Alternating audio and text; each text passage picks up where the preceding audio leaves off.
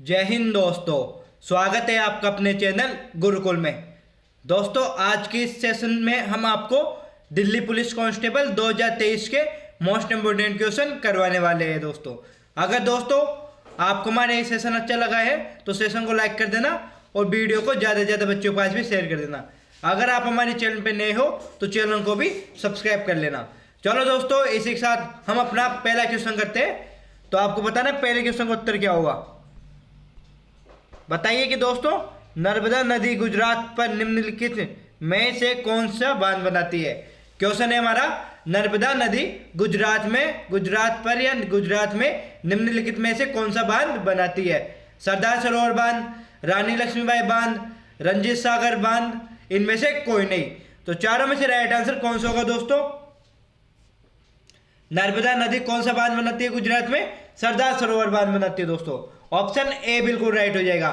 पहला बिल्कुल राइट हो जाएगा। अगला क्वेश्चन करते हैं दोस्तों। नेक्स्ट क्वेश्चन को उत्तर देना है आपको बताना है कि पंचवर्षीय योजना 1951 से 56 तक, पहली पंचवर्षीय योजना कब चली? 1951 से 56। तो उसमें किस पे बल दिया गया? ऑप्शन है हमारे, कृषि की प्राथमिकता पे, उद्योग क्षेत्र की प्राथमिकता पे, कृषि और उद्योग में, सेवा क्षेत्र में। चारों में से राइट आंसर कौन सा होगा? बताना है कि पहली पंचवर्षीय योजना में किस पर बल दिया गया। तो किस पर दिया गया दोस्तों? तो इस पे कृषि की प्राथमिकता पे बल दिया गया। ऑप्शन ए बिल्कुल राइट हो जाएगा। इसमें भी क्या होगा? कृषि की प्राथमिकता पे बल दिया गया पहली पंचवर्षीय योजना में। नेक्स्ट क्वेश्चन करते हैं। आपको बताना है कि इंडियन नेशनल फ्लैग को किसने डिजाइन किया? भारतीय राष्ट्रीय ध्वज को किसने तैयार की? सॉरी दोस्तों, बताइए कि भारतीय राष्ट्रीय ध्वज का डिजाइन किसने तैयार किया? जवाहरलाल नेहरू ने, सौरभ कटारिया ने, पिंगली वेंकैया ने, महात्मा गांधी ने। तो किसने किया दोस्तों चारों में से? तो राष्ट्रीय ध्वज का डिजाइन किसने किया? पिंगली वेंकैया ने। तो ऑप्शन 3 बिल्कुल राइट हो जाएगा दोस्तों। इसमें कौन सा? 3। अगला क्वेश्चन करते हैं। आपको बताना अगले क्वेश्चन का उत्तर।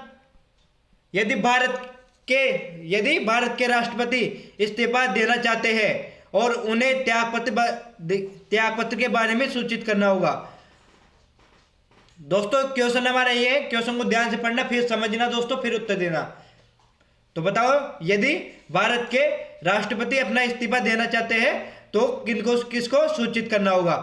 भारत के प्रधानमंत्री को, भारत के उपराष्ट्रपति को, उच्चतम न्यायालय के न्यायाधीश को, या इनमें से किसी को नहीं।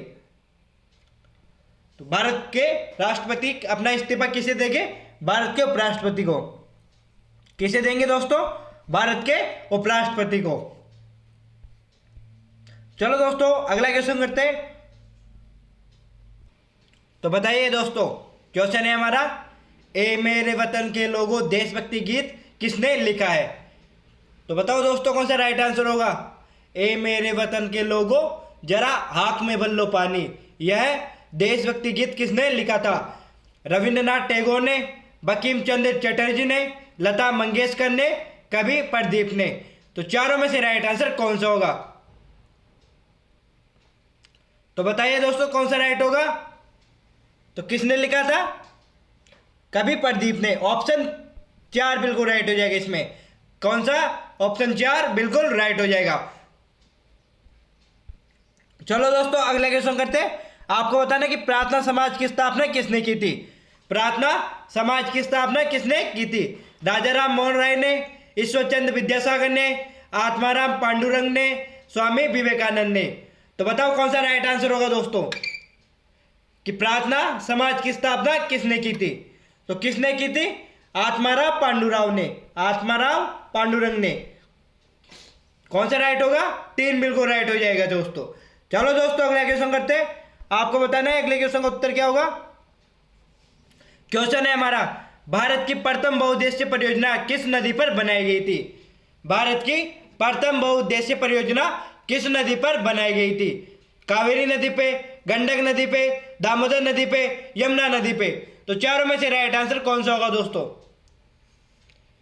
तो बताओ, भारत की प्रथम बहुउद्देशीय परियोजना कौन सी नदी पे है? दामोदर नदी पे। कौन सी नदी पे? दामोदर नदी पे।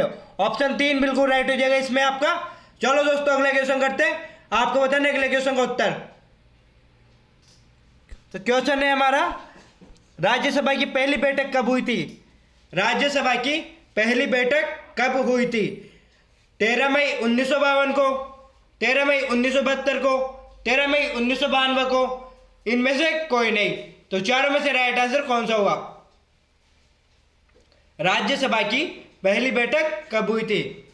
तो कब हुई थी दोस्तों? 13 मई 1952 को, 13 मई 1952 को राज्यसभा की पहली बैठक हुई थी दोस्तों।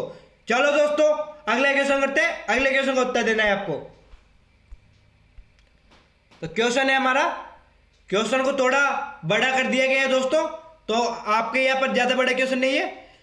तो बताइए आप, उत्तर पूर्वी भारत की सबसे बड़ी झील, उत्तर पूर्वी भारत की सबसे बड़ी झील लोकटक इनमें से कौन से राज्य के अंदर उपस्थित है? तो दोस्तों आपको बताना है कि लोकटक झील कौन से राज्य में स्थित है। ऑप्शन है हमारे मेघालय, मणिपुर, त्रिपुरा, मिजोरम। तो चारों में से राइट आंसर कौन सा होगा?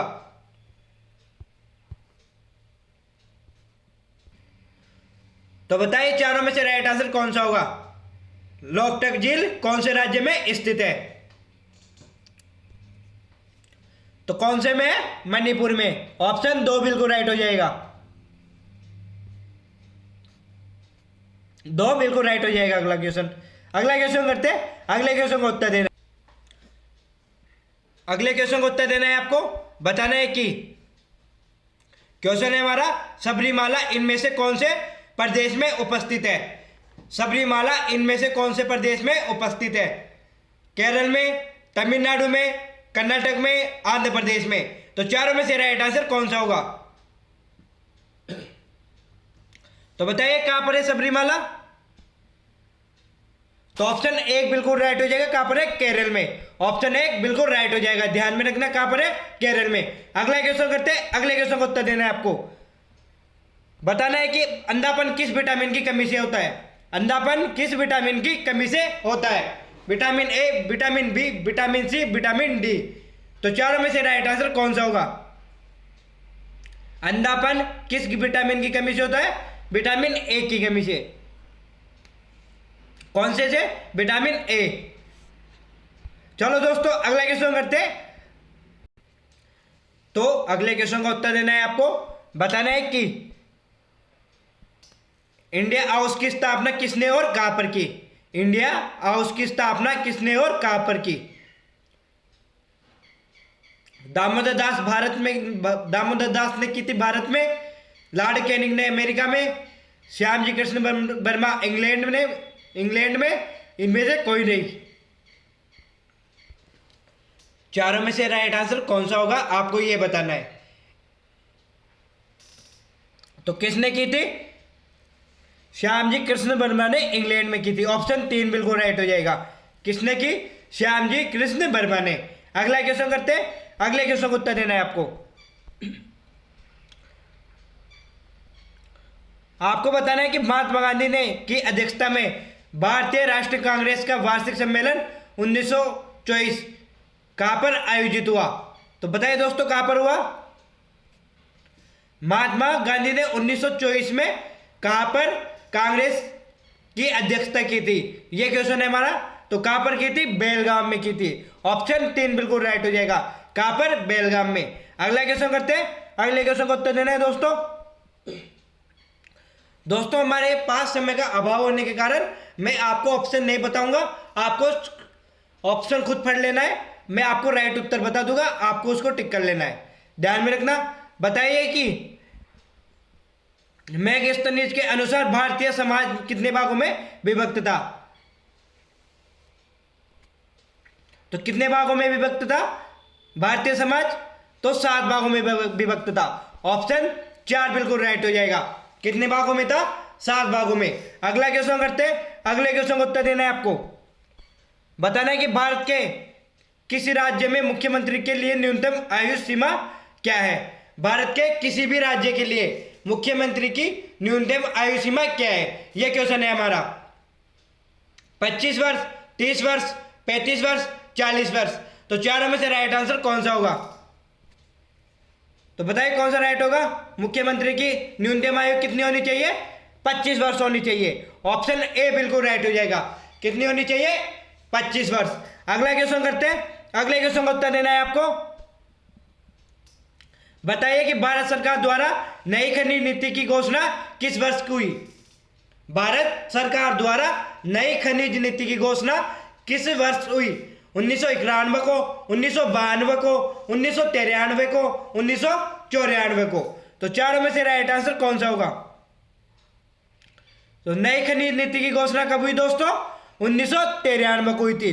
ऑप्शन 3 बिल्कुल राइट हो जाएगा। और पहली खनिज नीति की घोषणा कब हुई? पहली खनिज नीति की कब हुई? 1951 को। 1951 में पहली खनिज नीति की घोषणा हुई थी। और अभी नवीनतम खनिज नीति की घोषणा कब हुई? 1993 को। तो अगला क्वेश्चन करते हैं। आपको अगले क्वेश्चन का उत्तर देना है कि राष्ट्रपति के निर्वाचन संबंधी विवाद का निर्णय किसके द्वारा किया जाता है? राष्ट्रपति के निर्वाचन संबंधी विवाद का निर्णय किसके द्वारा किया जाता है? तो चारों में से राइट आंसर कौन सा होगा? निर्वाचन आयोग द्वारा, सर्वोच्च न्यायालय द्वारा, संसद द्वारा, राज्यसभा द्वारा। तो किसके द्वारा किया जाता है? सर्वोच्च न्यायालय द्वारा। ऑप्शन 2 बिल्कुल राइट हो जाएगा। किसके द्वारा? सर्वोच्च न्यायालय द्वारा। अगला क्वेश्चन करते हैं। अगले क्वेश्चन का उत्तर देना है आपको। क्वेश्चन है हमारा कि निम्न में से कौन बिना ताज का बादशाह कहलाता है? निम्न में से कौन बिना ताज का बादशाह कहलाता है? लाला लाजपत राय, बाल गंगाधर तिलक, सुरेंद्र नाथ बनर्जी, राजा राम मोहन राय। तो चारों में से राइट आंसर कौन सा होगा?